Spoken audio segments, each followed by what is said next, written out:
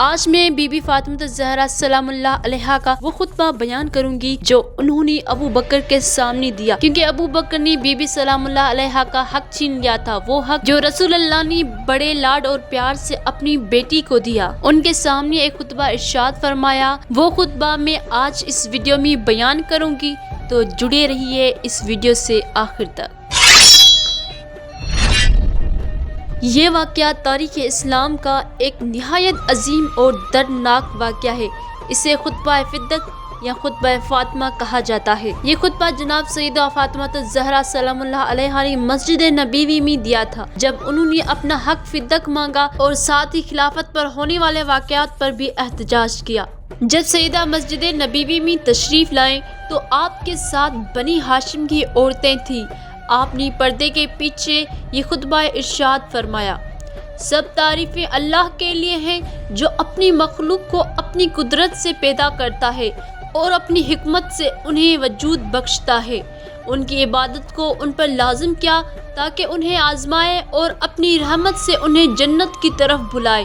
میں گواہی دیتی ہوں کہ اللہ کے سوا کوئی معبود نہیں، وہ یکتا ہے، اس کا کوئی شریک نہیں۔ یہ گواہی اخلاص کے ساتھ ہی جسے دل نے سمجھا اور زبان نے ادا کیا، اور گواہی دیتی ہوں کہ میرے والد محمد صلی اللہ علیہ وسلم اس کے بندے اور رسول ہیں جنہیں اللہ نے مبعوث فرمایا تاکہ وہ اس کے امر کو پورا کریں، لوگوں کو عذاب سے ڈرائیں اور اللہ کے بندوں کو گمراہی سے نکال کر نور ہدایت کی طرف لے آئیں۔ اللہ نے قرآن کو حق کے ساتھ نازل کیا تاکہ یہ ہدایت اور دلیل ہو۔ قرآن بندوں کے دلوں میں نور ہے، شفا ہے، اللہ کی رضا حاصل کرنے کا ذریعہ ہے۔ اس پر عمل کرنے والے کامیاب ہیں اور اس کے خلاف جانے والے خسارہ پانے والے ہیں۔ اے لوگو، جان لو میں فاطمہ ہوں، محمد کی بیٹی ہوں، وہی نبی ہے جنہیں اللہ نے تمہاری ہدایت کے لیے بھیجا۔ میرے باپ نے بڑی مشقتیں برداشت کی، تمہارے شرک کو توڑا اور تمہیں ذلت سے نکال کر عزت دی، لیکن تم لوگ جب باپ کی وفات کے بعد آزمائے گئے تو جلدی سے گمراہی کی طرف پلٹ گئے۔ ابھی رسول اللہ کی وفات کو دن ہی کتنے ہوئے تھے کہ تم نے وعدہ توڑ دیا اور خلافت کو گھرانی سے باہر لے گئے۔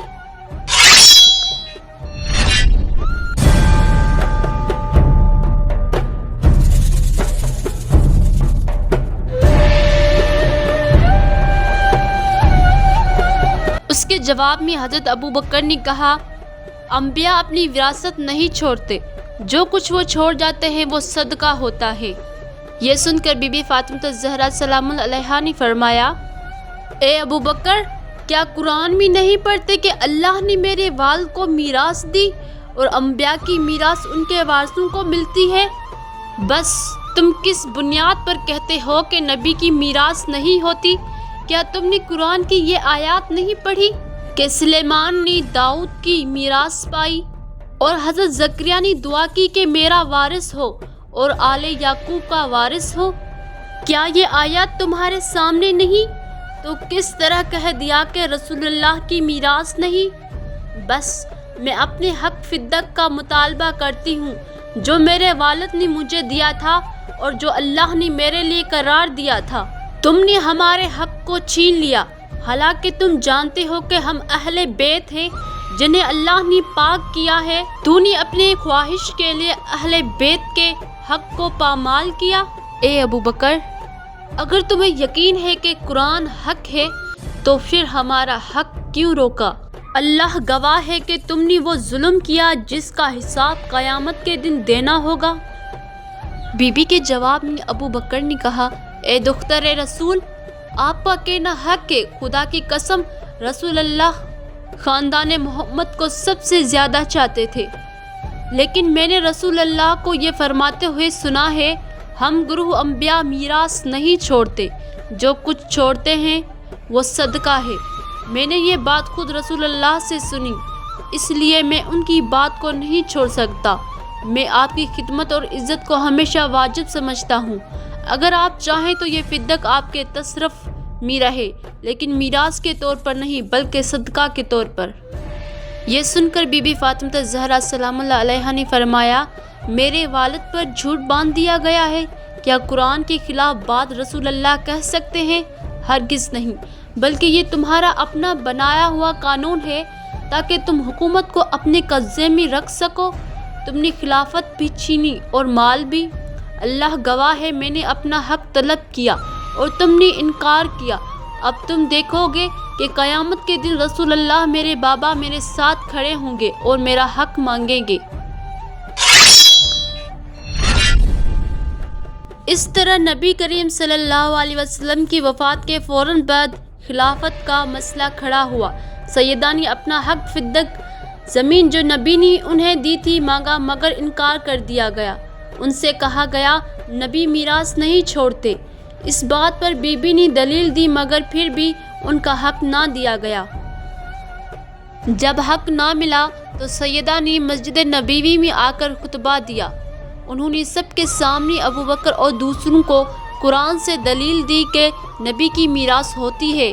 بی بی نے قرآن کی آیت سنائی، لیکن پھر بھی حق دینے سے انکار کر دیا۔ یہ بی بی فاطمہ زہرا سلام اللہ علیہا کے دل پر بہت بڑا زخم تھا کہ نبی کی بیٹی ہونے کے باوجود ان کی باتوں کو رد کر دیا گیا۔ بی بی سیدہ زہرا سلام اللہ علیہا کے گھر پر حملہ کیا گیا تاکہ حضرت علی علیہ السلام سے زبردستی بیعت لی جائے۔ دروازے کو آگ لگائی گئی۔ اس دروازے کے پیچھے سیدہ تھی۔ دروازہ گرا تو بی بی کو چوٹ پہنچی۔ اس چوٹ اور صدمے کی وجہ سے بی بی کا پہلا بچہ محسن شہید ہو گیا۔ دروازہ گرنے کی وجہ سے بی بی سیدہ کی پسلیاں ٹوٹ گئی۔ دروازے کو آگ لگانا، بی بی کو زخمی کرنا، یہ سب کچھ عمر نے ابو بکر کے حکم پر کیا تاکہ امام علی علیہ السلام سے زبردستی بیعت لی جائے۔ پسلیاں ٹوٹنے کی وجہ سے بی بی کو مسلسل درد رہتا، چلنا پھرنا، اٹھنا بیٹھنا مشکل ہو گیا تھا۔